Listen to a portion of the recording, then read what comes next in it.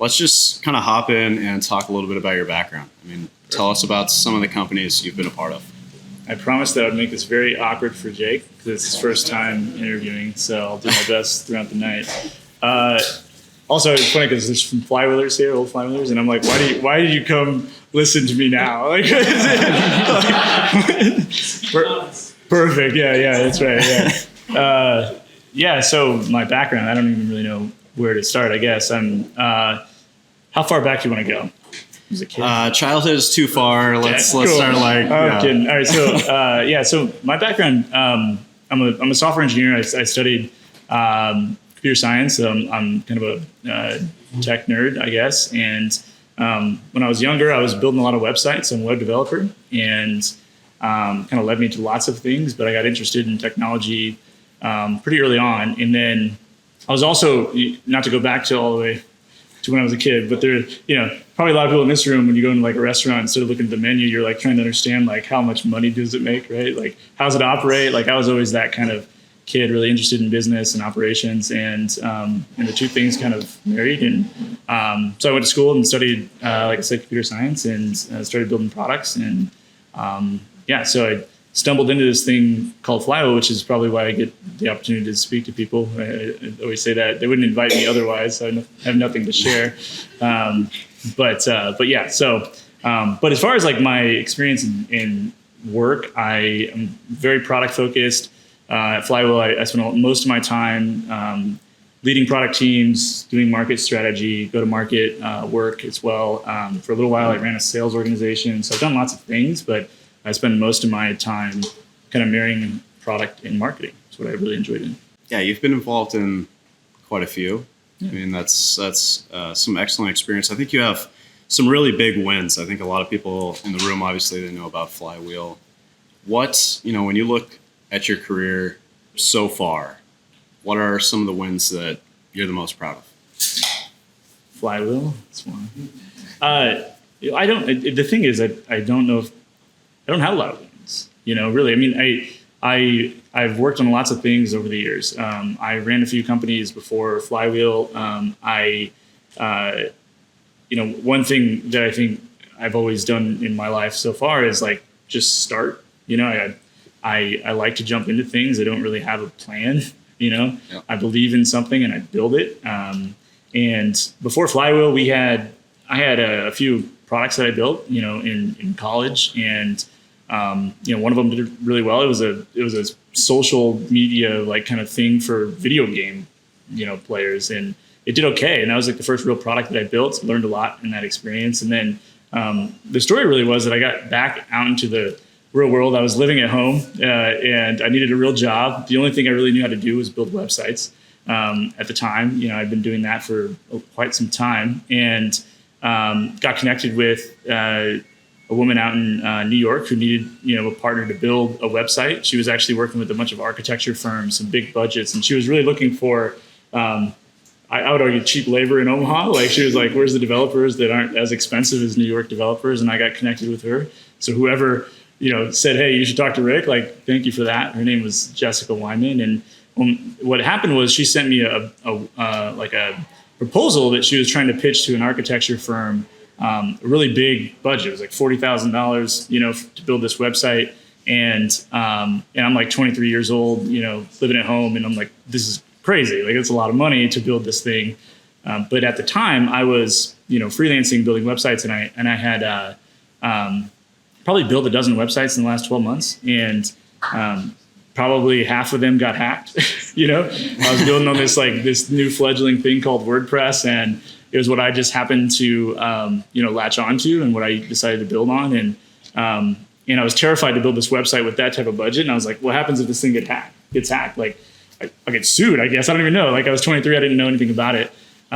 So I called on some friends of mine who I would argue were much smarter than me, became my partners at Flywheel, and said, hey, can you build a server, basically just make sure the site doesn't get hacked, right? That's the only goal. I will literally take half of my money and I'll give it to you if you promise that you can do that. And of course, that was Tony and Dusty, who I partnered with at Flywheel, building that first kind of version of the product, all from that original interaction with that woman out in New York.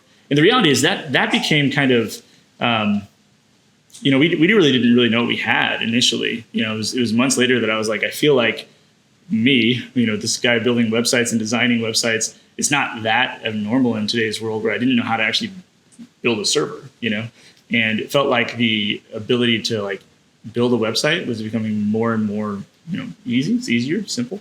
And hosting was lagging behind. Like, how do you secure a website? How do you get it online? And I felt like there was an opportunity to actually take that thing that we built for that specific site and say, hey, agencies, like this is something that you probably want too. You want to focus on clients, mm-hmm. and that's kind of the genesis of Flywheel. So not like a ton of things before that. A lot of learning experiences, building small products, but I think we hit on something pretty special with Flywheel, and luckily for us, we hired a bunch of smart people and figured it out along the way, I guess. Yeah, you bet. Yeah, Flywheel, really took off. What do you think, in your opinion, some of those lessons that you learned along the way, what led to that success? Can you pull on anything? I already mentioned people. They're here. Look at that. A few there. I think that the reality is you start a company, you do lots of things in the early days. You have to like kind of, juggle a ton of things as a founder. And there is a point where you can't do it all, and you got to build great teams. And I think that that's kind of the core of what made Flywheel great. It's focusing on people. There's no doubt about that. But I think that there's also this like reality to any good startup. Like if you find success, there's probably a little bit of like an insight, like the market was right, the timing was good. There's so many things you can't really control. And Flywheel was that, right? We had this belief that WordPress would become interesting, when we started the company, just to give you guys perspective, it was, I think, about 10% of the internet ran on WordPress, which is, by the way, a lot, like 10% of the internet. But now it's like 45% of the internet runs on WordPress. So we bet on something that became what it is today, and that was good. And we also had this insight that that agencies, those were the ones actually that had access to all of the websites in the world, right? And if you need a website built, you go talk to an agency, they build it for you. And there was no hosting service kind of catering to that use case, which was weird to us. You can go talk to one person, get access to hundreds of websites, or you can go direct and talk to individuals, which seemed like a bad idea. Like it seemed like more work. So those things mattered, but over the course of Flywheel, we learned a lot. I could dive in lots of things, but over 10 years, from 0 to 200 employees in 6 or 7 years, it's you got to do a lot pretty quick. Yeah, I think when I look at some of the projects you've been a part of, some of the companies, the one consistent thing is design. It's beautiful, it looks good, and there's always a concentration on your customer. Yeah. Is that something that you continue to bring forward with you? Into workshop, is that something that you're bringing forward? My background's in design. I was a web designer, so kind of became a product designer. Once I got interested in like software products, tried to learn this thing called product design. Some UX designers in the room, which I ran into a handful. So all of you are doing great work, and all users are happy that you exist. But so for me, I think that there's lots of things that can make a company successful. I don't think that every product needs to be designed incredibly well, but I think that it can be something that differentiates you. And I also think that in today's world, we're all lucky that we get to like open our phones and like Instagram's beautiful. Like consumers expect great design. It isn't something that's a privilege these days. It's kind of an expectation. And it just so happens that consumers also work at businesses. So now like, SaaS or just enterprise software becomes, the similar expectation that it's designed well. And for Flywheel specifically, that was a major differentiator. We were entering a very technical market. It's hosting. It was terrible, I would say at times, like some of these products that you'd use to manage these websites. And one thing we did in the early days at Flywheel was this idea that design did matter, but also a brand matters in that industry. And I would say one of the earliest decisions we made from like a strategic kind of perspective was to build a brand promise. And we said, hey, we're going to humanize hosting. That was like the words that we used, which to us meant back then it was as simple as like, actually, there aren't any humans. There's no photos of people on these websites. This is weird. You have no idea how big or small a company is that you're going to buy from, which is crazy. So what we did, the first hire at Flywheel was a videographer, a photographer. For a hosting company, that's pretty insane. But for us, brand mattered. We wanted to actually document the story of the company and really showcase the team behind it. And I think that paired with like this expectation of design when you're selling to web designers is really what differentiated us in the early days. Humanizing hosting, focusing on really great experience, and then capitalizing on it when things went well, and how do we actually grow this proactively. Absolutely. I want to jump back to something you said. On the design piece, you said, it could be maybe not necessary. It's not necessary that it's absolutely beautiful, but at the same right, it can be a differentiator. Do you think that for a modern company, can it be a make or break? I mean, can that lead to failure if it's not designed well enough? I think it's so early stage companies are interesting to me because I think you can fake success with sales for a while, right? So you can have a product, you can brute force and sell it, and I think that at some point that catches up with you, right? Where like, are you investing in product? Are you investing in design? Are you actually customer centric? These types of things where that long-term vision for the company, that matters a ton. And I think some of the best companies in the world, obviously they invest in design, and there's very few examples that aren't. Mm-hmm. So for me, it's more about, where are you at 10 years from now versus, what are you doing in the first 6 months? I would argue that also if you're starting a company, you don't have like a designer, you're not going to invest in it. That's okay. I just think that at some point, kind of ignoring it is very risky. And then I think long term it becomes something that is required, and that customer centric focus and like product led organizations, which are pretty rare. Mm-hmm. Those are the companies that are worth billions of dollars, frankly. Yeah. So, over the years you've kind of gotten more into the investment side of things. What are you looking for as an investor? Are you looking for something, that is well designed, or they have kind of that process or that outlook, like that's where I'm going with my company or my product? Mm-hmm. I look for good products. Like, I think that at the end of the day, like that's what matters most, right? So I do get pretty excited when there's a design-led company. Again, pretty rare, but if you can find, a company that has a leader that's very product focused, that basically, says, frankly, the right things, in my opinion, which are, the customer does matter. What we're focusing on right now is building a great product. Because again, if you're trying to create value, that's a 10-year problem to solve. And if you're not investing in design and really mm-hmm. listening to the customer, like you're gonna create short-term value. So yeah, I do look for those things, and those are the things that matter to me. I think that with companies, it's interesting. There's in my opinion 3 elements that kind of make things successful. It's like you have to have a good founding team, right? And I don't want to belabor that because I think every entrepreneur would probably say that. We're like, yeah, the founding team matters, but it does, and it's worth understanding what makes this team the right team to solve this problem right now, which is hard to decipher, but I think that matters a ton. And then there's the product piece, which is like, are they solving the right problem? Do they have the right insight? And for me, it's mostly like, are they seeing something that others aren't, right?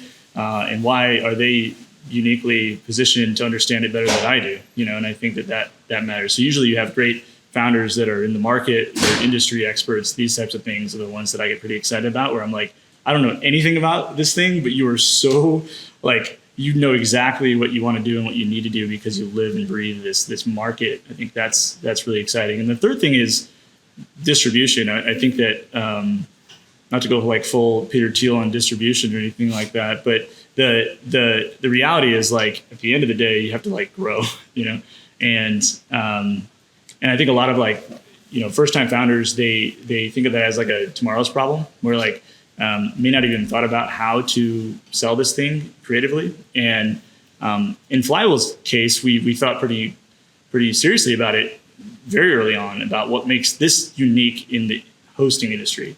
Well, we had access to a channel partner. It was the agency. That's like an interesting distribution model. So I also look for like, if I talk to a founder and they're like, yeah, I don't really know. They don't have like some creative approach to like bringing this product to market.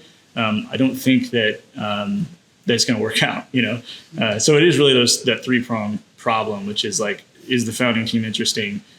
Do I really believe that the problem they're solving is something that they are uniquely positioned to solve because of their expertise or their market knowledge or whatever? And the third thing is, frankly, have you thought about distribution? Like, are we talking about how we're going to grow this thing? And if they've thought deeply about it, I get really excited about that. So. Yeah, I speak with quite a few founders, and it's honestly sometimes astonishing how little thought is put into how you're going to monetize, how you're going to get this to market, and little focus on, is the customer actually going to receive this well? How is the interaction going to be there? When you're approaching things as an investor, what is kind of your process in thinking about that distribution in the sales and how it's going to be received by the customer? Yeah. Is there a couple of things that you're looking for specifically? I like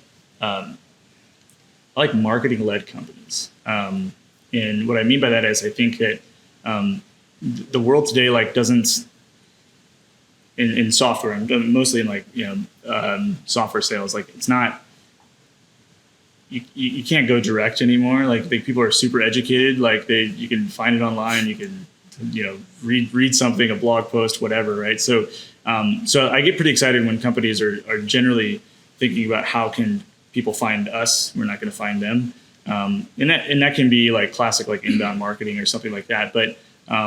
But I think that when I think of distribution, it's like when I hear someone say I'm going to go cold call and it's all outbound, I'm like, that sounds terrible, and good luck, right? Mm-hmm. But if someone's like, actually, what we're trying to do is educate our customers, and we're trying to provide free value, and we're going to give away content, and like we're going to do all this kind of stuff, we're going to do webinars, that to me is interesting, and that's what like people actually expect. They want to build trust with the company they're going to buy from. So typically, if they can get something free out of that company or something unique in that way, that's more valuable. So for me, that when I think of like what makes good distribution models or like just marketing and sales, for me, it's a lot about what are you doing for free, right? Which sounds weird to say. Kind of how do you provide some value up front in order to get them to actually 100%. Buy what you want and believe that the value that you're providing is not bullshit. It's like no, it's actually real value. It's like I'm going to invest a lot of money in our company to provide free content, and I believe in it. It's not just checking a box. It's investing in really good stuff. And at Flywheel, like we did that pretty early on, but I got most excited towards the end when we were doing like educational courses and like this free stuff that you would literally spend hundreds of dollars to do as an agency to learn how to grow. Right? That's what we kind of taught our customers to do. And we said, what if we just did it for free? Like full videography, like it's like super well produced. It's frankly super expensive. But our customers deserved it, right? So we built it, and by doing that, they were much more interested in buying from us next time. So for me, I think the companies that do that sort of thing are generally probably more likely to succeed. Mm-hmm. So I know you spent about a month. I think you said you're just telling me about a month, locked in a cabin. Yeah, I did that. When you came up with the idea for Workshop. Yeah. And kind of honing in on your business plan, what it was going to look like, those types of things. During that month that you're taking a deep dive and really disconnecting from, Omaha, your roots, trying to get into Workshop, what was your process? I mean, let us into your mind a little bit. I mean, what was kind of the design process, or what did you go through during that time? It wasn't when Workshop's idea was generated. When I left Flywheel in February, and I've been working on the company for almost 10 years. I felt like I needed to like disconnect and just like distance myself from everything. So it was height of COVID. So I think I told you, my wife, my daughter, and my 2 dogs hopped into like a very small car and drove to Gulf Shores, Alabama, if you've ever been, and we hung out there, and that's kind of where I started working on Workshop. But as far as like the genesis of it, I had been, like I do most things in my life, because I'm just weird and I just start building things, I guess. I was working on it on the side for 6 months before I left the company. My other partners that convinced us to join, but my 2 partners before we bug Dusty about it was, early Flywheelers, friends of mine for a long time. They were working on some ideas. I literally said, "Hey, I just want to feel alive again. Can I design, your product kind of thing?" And they said, "Yeah." So I'd been working with them on, basically consulting for free, just building their first product. That kind of became what Workshop was. And what's interesting is once it was hard for me to know what to do next. People were like, "Why didn't you take a year off? Why don't you do this or that?" And I'm like, it's not really me. Like, I don't know, like I'm kind of conditioned to like work pretty hard, and I was pretty focused, and I was terrified of time off, to be honest. I didn't know what I would do with myself. So the other thing though is that, I'm lucky to have like the luxury of like deciding on what to work on next. It's like, I've always followed my passion. That's like what I've been mostly driven by, is like, do I care about the problem? Do I care about the customer? And that's certainly what happened with Flywheel, all the things I built before that. And I really wanted to make sure that was like kind of what I continued to focus on. So Workshop is kind of the culmination of my experience towards the end of Flywheel, where for the last like 5 years of the company, when we were scaling, I probably spent 50% of my time any week like trying to inspire teams. It's like a lot of conversations with teams, trying to inspire them around what we're doing for the customer. So a lot of what I would describe as internal marketing, right? It's like trying to convince my teams that what they're doing matters. And I felt like what we were creating was pretty unique internally. We wrote a bunch of newsletters. We had a weekly all hands that we thought was pretty well produced. And there weren't a lot of companies or organizations doing that. And I believe there's a lot of value in that. And I kind of like gained a passion for that sort of thing.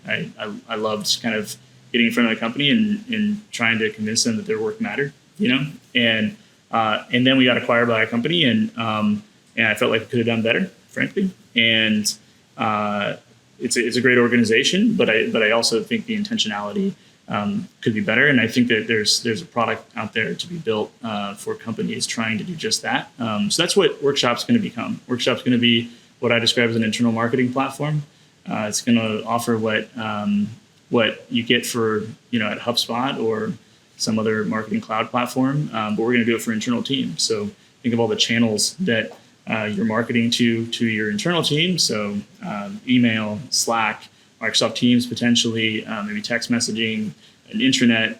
We're going to put that into a platform and allow employee experience teams to build really cool campaigns for their internal teams. And that for me is like kind of just a passion that grew over the last 5 years. And that's where the idea came from for Workshop. Awesome. So if you can pull on one thing, what is one big lesson you've learned through your experiences that you are bringing now into Workshop? Just one? Just one. That's too hard to answer that question like that. Top two, top three. 2 or 3, 4. No, what's cool is there's a lot. I mean, there's so much that's being pulled forward, but what's actually probably most interesting is, lucky for me, I convinced our old head of marketing to join Workshop. Her name is Jamie Bell. She's incredible. And convinced her to leave a company that she was working at for like 8 months. So like, God bless her for like joining this crazy startup thing. But what's cool is working with the same people again, a lot of the same early team of Flywheel means you have this kind of cool, ability to kind of riff on things and move pretty quick. But at Flywheel, I knew nothing about how to like proactively grow a company, right? Like zero. We did a lot of marketing in the early days. Like we did a lot of stupid things that generated business and it worked, and there was a point where it's like, oh, we just did like $5 million this year. How do we do 10 next year? I'm like, I have no idea. Like, but that's the expectation, So you start backing your way into the numbers. You're like, I got to do 30,000 leads this month. Like, how does that even work? Right. So you start learning a lot about, demand gen and like proactive growth and like performance marketing. And what's cool about Workshop is I'm not too worried about that. Like, I feel like we're building a really good foundation for the machine that can accelerate growth. The problem right now is like building the product that people want to buy, which turns out is hard, right? But I think a lot of the foundational stuff is kind of cool. We've built this kind of engine for demand gen. We have a sales process, all the stuff that I didn't know anything about before. And what it has allowed us to do at Workshop is learn really, really fast, right? So you have some money to invest in leads. You can put them through a process. You can talk to them. These are things that I didn't even know those words. I'm not kidding. I didn't know the word lead at Flywheel until like 3 years in, when like an investor was like, "You guys have a lot of leads." I'm like, "They're contacts." Like they're like it says it right there in the tab that it's it's a contact, you know. So all that stuff that like you just kind of had to learn, you don't have to worry about. It's gonna be hard to do, but at least you kind of know the vocabulary at least, right? Yeah. But right now we're really focused on just kind of like, we've iterated the product 3 or 4 times. I wouldn't recommend starting a company. It's really hard. It's very humbling to be back at where we're at, but we're very focused on just building a good product. So. Excellent. With that, I want to open it up for some Q&A. Who's got a question for Rick? So I'm curious about this idea of marketing internally to the employees. Like, is that kind of a rare thing, or like, for what you're doing, like, when did you initially get that? Like, you think that this was really important? Yeah. So internal marketing, like I mentioned about Flywheel, the biggest why we succeeded was like people, right? Like just hiring great teams. Thank you, Michael Struthers. But also like inspiring those teams. Like that was the secret sauce, was like, I don't believe that I'll ever work at a place more aligned. And that was because it was incredibly intentional. And the only way to do that is through what I would describe as internal marketing. Is it rare?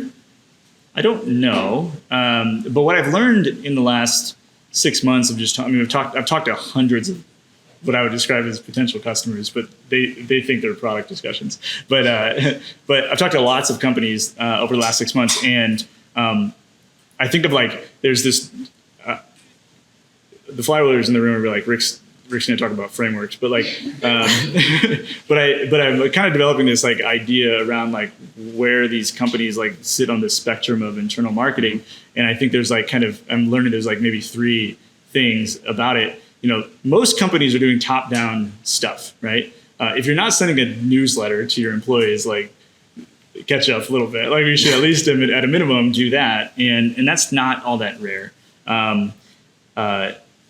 Better companies are doing segmented internal marketing, which is to say, like, if you're at 500 employees, that newsletter is so watered down that it doesn't actually provide a ton of value. So you're segmenting your employees, and you're saying, hey, marketing team, this is what you need to know about this initiative because it impacts you in certain ways. And hey, product team, this is how you should know, et cetera. And you probably have leaders in your organization that are running their own communication pipelines like that. The best companies in the world are employee-led, and those are very rare, I think. And what I mean by that is they live in a culture where it's expected that internal communication is important, and that alignment of teams is important, and all those things. And they have the tools and the autonomy to kind of lead their own discussions with their teams. Very rarely see that, but I think that those are the organizations that are really successful. So to answer the question, I don't know, but I think there is a spectrum of like how sophisticated companies are. I want to make them all better. That's the goal. So sure. Okay, so you mentioned that you had created Flywheel because there was a need for a solution to a problem that you had, like, unique to you. Mm-hmm. How did you kind of drive that need for like your customers to purchase and use the Flywheel product, and then how did the Flywheel product contribute to like the success of like WordPress or like? Yeah, that's a great question. So how do we drive them to use it? Like, kind of how do we get their attention? Yeah, like you had that problem. Like, how did you like make them like buy your product versus someone else's? I also like to describe Flywheel as kind of funny because like if you go to the homepage today, it says something like manage WordPress hosting for designers or for agencies or something. It didn't change for 10 years. But what's funny about it is that's a super niche statement.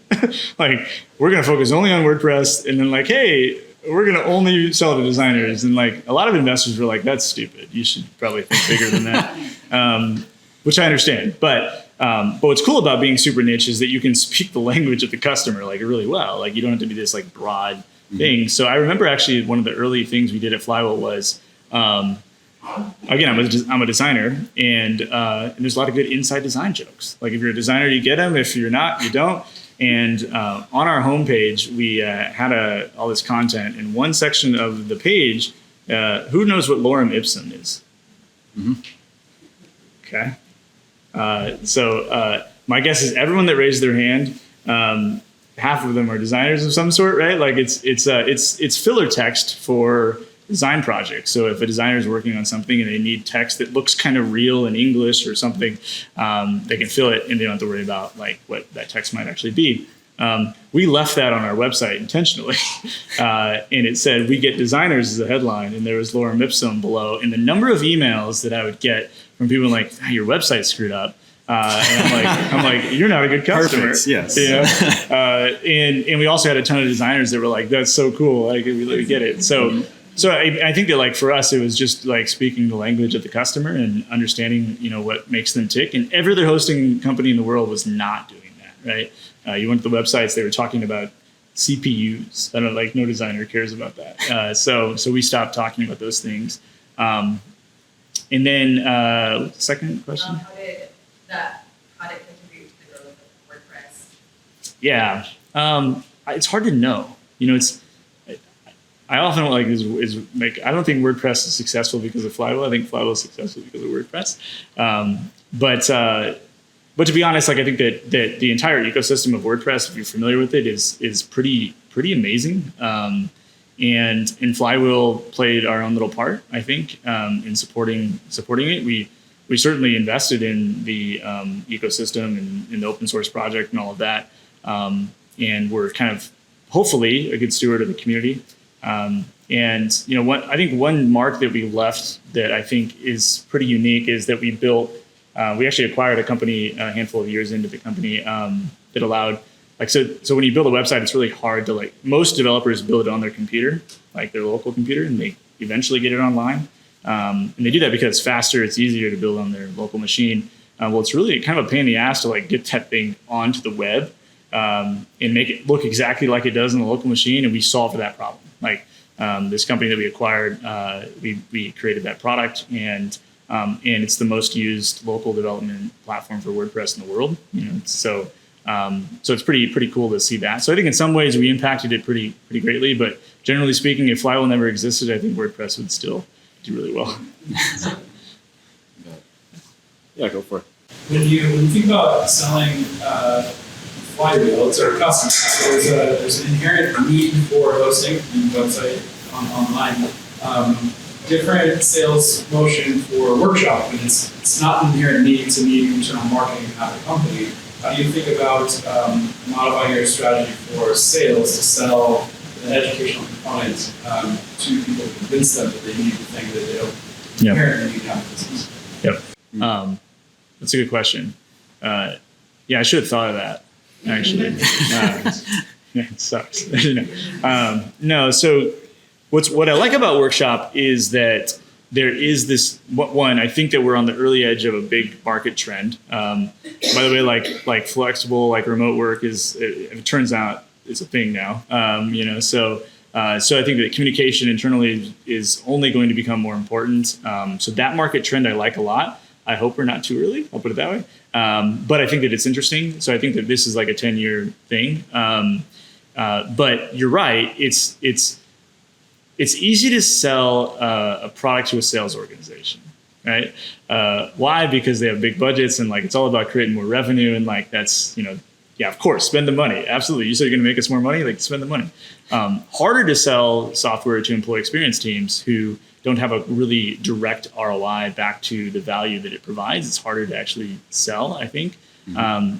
But that sounds like an opportunity to educate a market. So I get pretty excited about this idea of similar to Flywheel about growing agencies, which we talked a lot about. I think there's an opportunity to educate a lot of companies about why investing in internal communications is super valuable. And if you've looked at your annual churn rates of employees, that's expensive, as it turns out. Mm-hmm. Maybe we should try to keep them.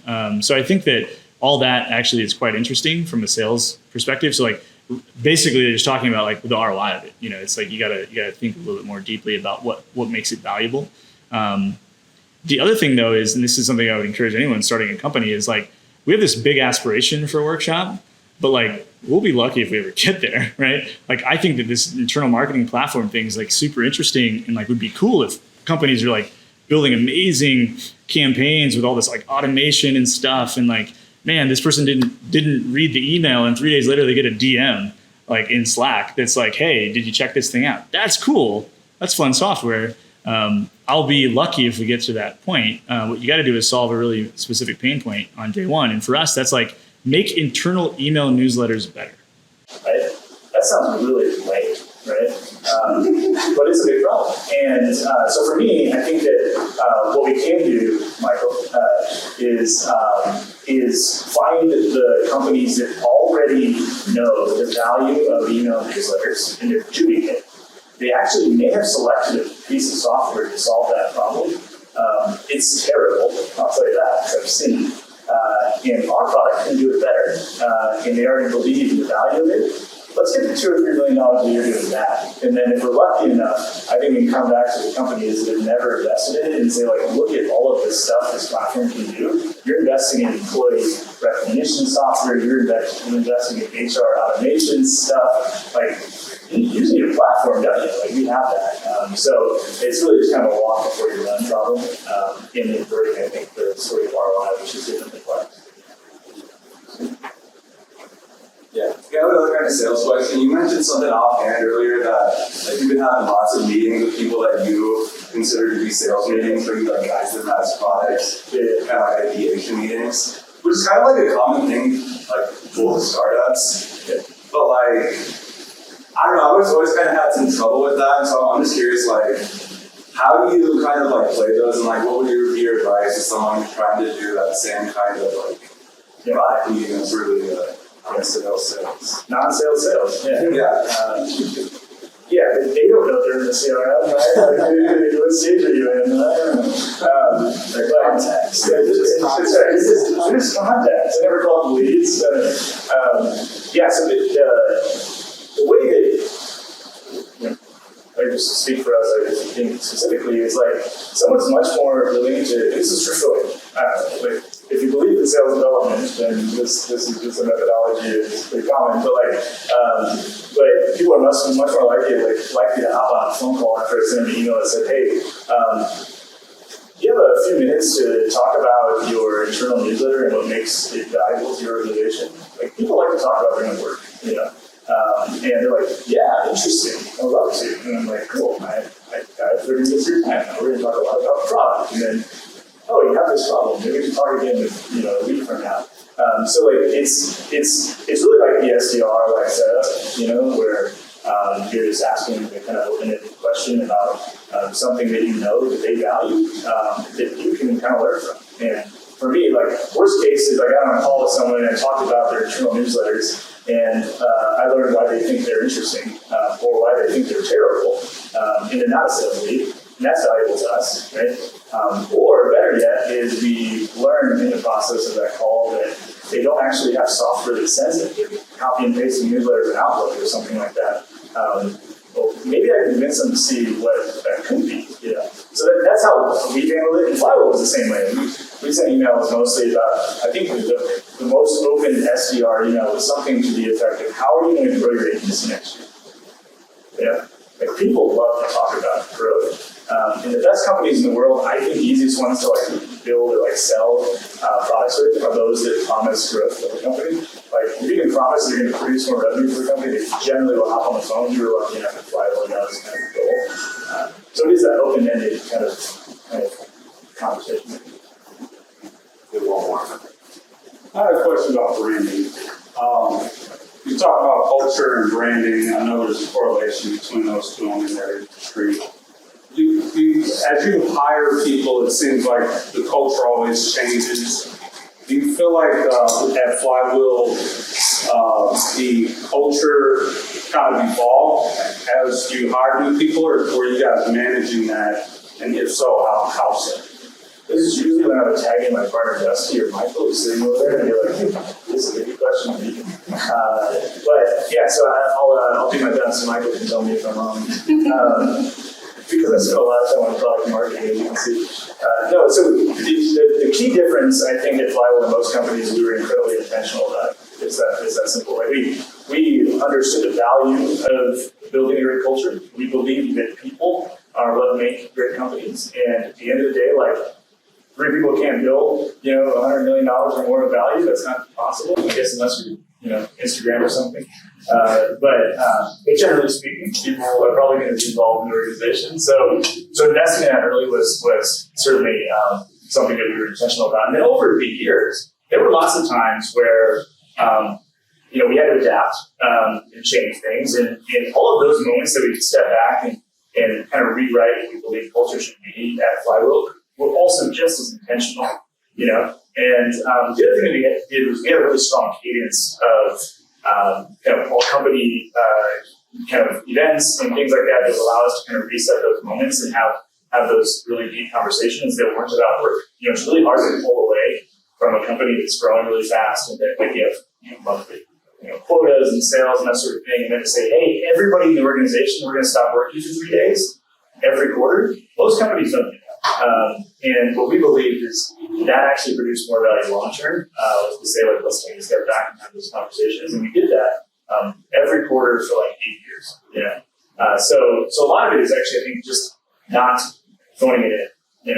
It's maybe the most important thing that you should do. Growing a company is invest in what culture means, and that's not just organic, it's intentional. So Startup Grind, the whole community is about, one of our core values is giving before you should receive. What is something that the Startup Grind community or the entrepreneurship community can do to help you and Workshop? And trust. I don't know. I'll just speak about it. I think this is super cool. If people are talking about entrepreneurship, like that's like cool thing. I love Omaha. I'm from Omaha, and in a fledgling like startup ecosystem, I think like the most important thing is inspiring new businesses being built. We're lucky if we can start coaching entrepreneurs on how to scale them. Like we should start with new companies, and I think events like this help. And I would say if one person in the room is thinking about an idea and decides to build it tomorrow, like that's good. That's why we started grinding. So do more of this. Okay? And I appreciate being a part of it. Excellent. Rick, thank you so much. Can we take a round?